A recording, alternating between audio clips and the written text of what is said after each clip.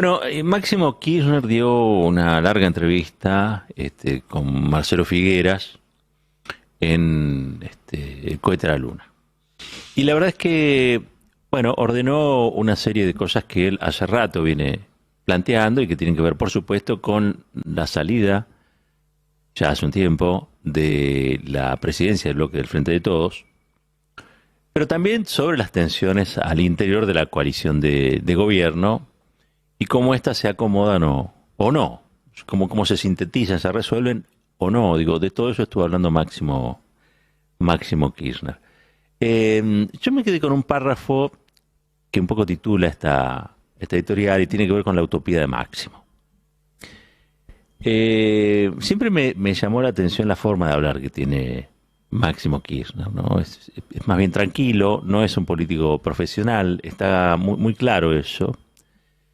Creo que hace un esfuerzo por explicar, cosa que también hacía en su momento Néstor o la propia Cristina.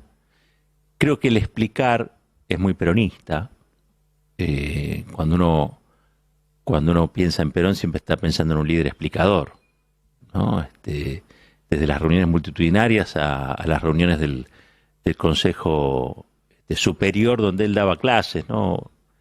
Formaba cuadros. Hay como una tradición de explicar, de no subestimar a la gente, ¿no? Digo, el peronismo tiene sus eslóganes, pero cuando tiene que ser profundo lo es.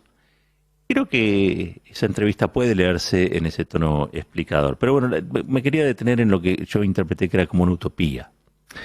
Se los voy a leer. Dice así, Máximo Kirchner, dice, imagínate si Larreta, escuchen esto, imagínate si Larreta, Massa, De Pedro, Fernández, Cristina, Manes y hasta la izquierda se presentasen ante el Fondo Monetario Internacional y le dijesen, así no podemos.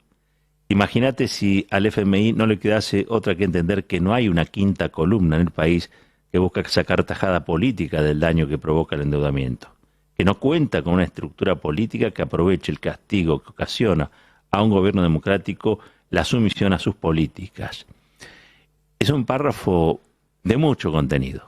Yo sé, ¿quieren que le haga una lectura más bien superficial? Sí, puso a De Pedro entre los presidenciables. Con este párrafo puso a Guado de Pedro entre los presidenciables del espacio frente todista. Pero me quiero ir a lo sustancioso de este comentario. ¿Y por qué yo denominé que es una utopía? Porque es muy difícil que eso ocurra. Es muy difícil que esto con lo que sueña Máximo Kirchner, y es que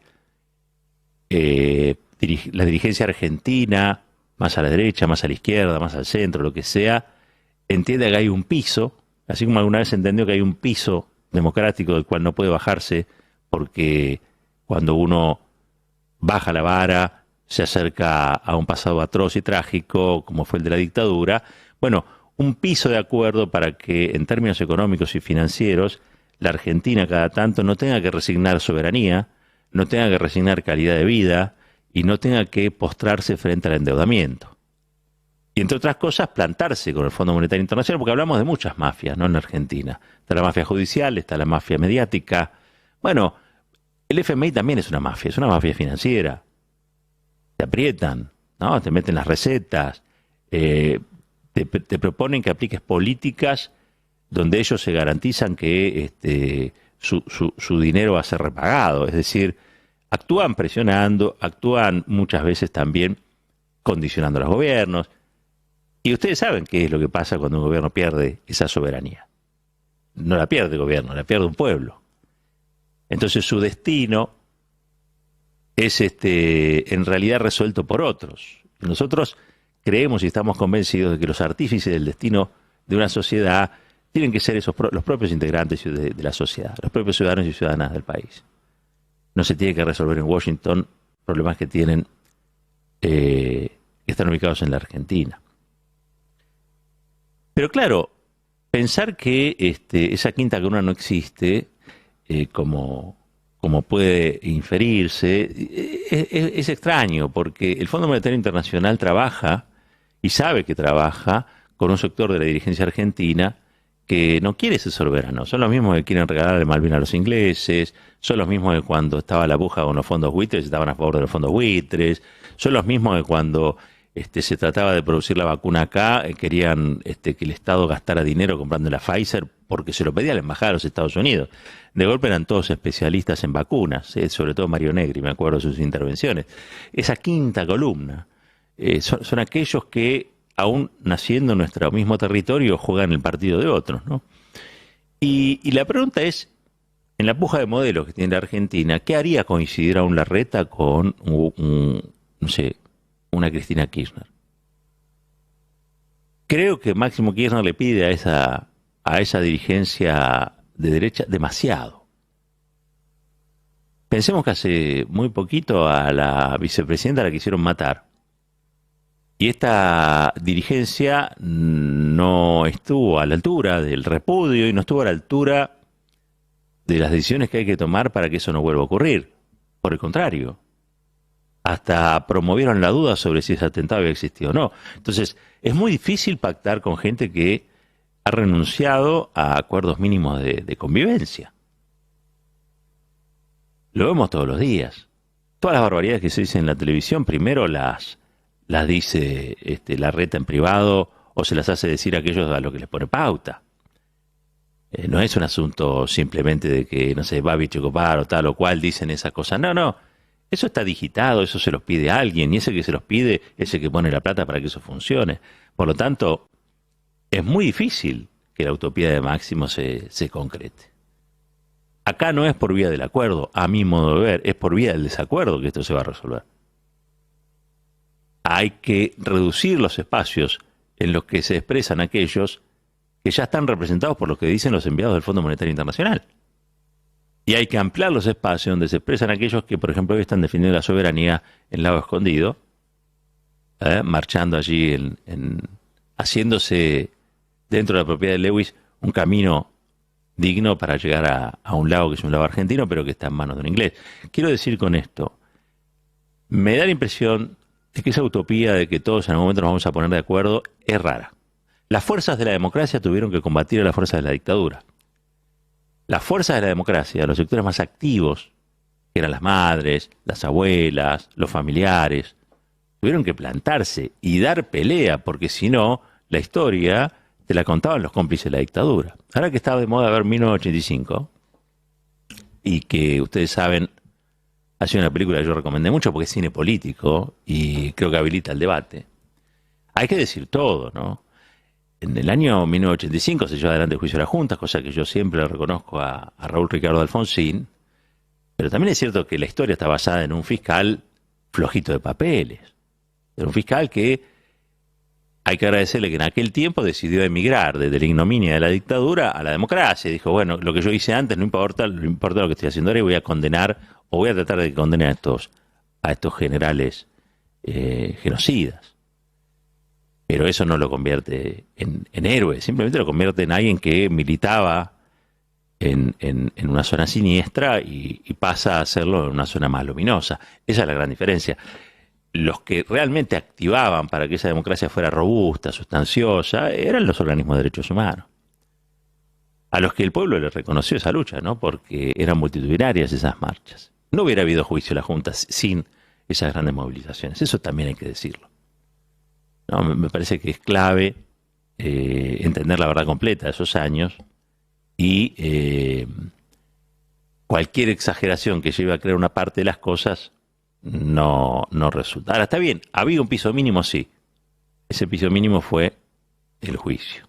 Perfecto. Vamos a restablecer, allá se decidió restablecer el Estado de Derecho. Perfecto. Hoy la circunstancia, 40 años después, es complicada, ¿eh? Porque vos tenés que restablecer el Estado de Derecho con tipos que han hecho del Estado de Derecho un desecho. Entonces hay que ver hasta qué punto vos podés coincidir con Larreta en que hay que decirle no al Fondo Monetario Internacional. Por eso digo que cuando hablo de utopía es porque me parece que entra en el terreno de lo impracticable. Creo que hace falta más fuerza, así como hicieron las madres y las abuelas, hace más fuerza del lado de la soberanía nacional, del lado de aquellos que se benefician cuando Argentina es más soberana, más fuerza, hay que generar una mayor masa crítica, como hicieron las madres y los abuelos en su momento, ¿para qué? Y para que haya un pacto democrático, para que haya un pacto en estas condiciones sobre qué hay que hacer con el endeudamiento, con el Fondo Monetario, porque hay algo que es cierto.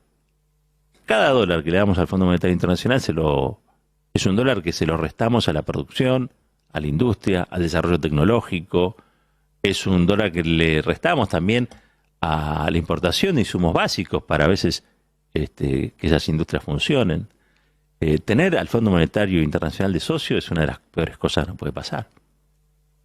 Entonces hay que pensar cómo desmontarlo. Pero primero pensémonos nosotros. Pongámonos de acuerdo primero en el espacio nacional, popular y democrático, y después en todo caso vamos y le decimos a la reta para que nos diga que no. Quizá Man este día con ni, pero primero hay que ponerse de acuerdo entre los que tenemos una perspectiva similar. Por eso hablaba de la utopía. Es muy difícil querer cambiar las cosas con aquellos que nos han traído a este estado de destrucción económica, desánimo y subordinación al Fondo Monetario Internacional. Pretender algo con ellos es casi imposible. Me voy con una anécdota simple. En el año 1957, Perón estaba proscripto en Argentina, iban 2 años de dictadura. Perón estaba en Venezuela y pretenden matarlo. Hubo un magnicidio, así como el que ocurrió con Cristina. Por suerte Perón no estaba en el auto, salió bastante ileso el chofer que tenía, pero fue una condición previa para que Perón terminara apoyando a Frondizi en las elecciones, cosa que algunos peronistas resistieron votando en blanco, porque les parecía que votar a Frondizi era continuidad, decían, etcétera, etcétera, etcétera. También ese fue el surgimiento de los neoperonismos, que eran peronistas sin Perón.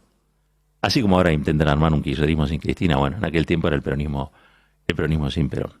También aquel fue un proceso de endeudamiento que se fue incrementando. Esos 2 años de la revolución fusiladora fueron la vuelta al Fondo Monetario Internacional, el ingreso al Fondo Monetario Internacional y el comienzo del endeudamiento en la Argentina. A veces la historia enseña cosas del presente. Siempre digo que la historia es un profeta que mira hacia atrás. Habrá que ver cuánto de lo que va a ocurrir en el día de mañana, el pasado, lo que vaya a suceder este año, está para ser visitado en aquellos años y comprenderlo del todo. No está malo tener utopía, al contrario, es lo que nos permite caminar, y si son o no descabelladas, bueno, al fin de cuentas será la gente la que decide.